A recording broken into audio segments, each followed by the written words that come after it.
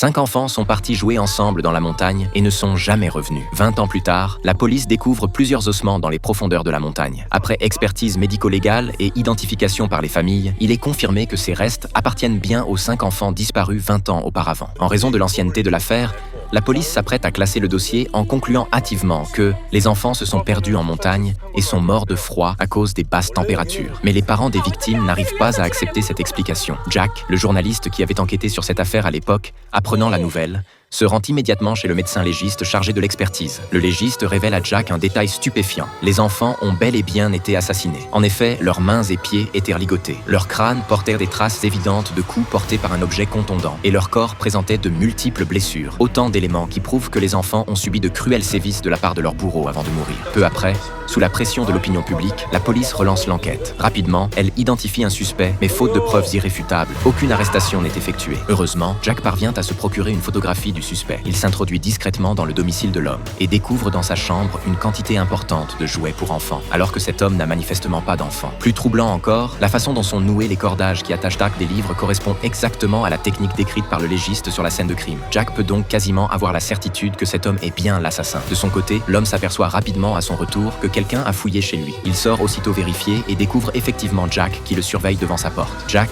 épuisé par des journées de course, s'est endormi dans sa voiture. L'homme photographie discrètement sa plaque d'immatriculation. Le lendemain, la fille de Jack disparaît subitement. Heureusement, après des recherches, l'enfant est finalement retrouvé près de l'école.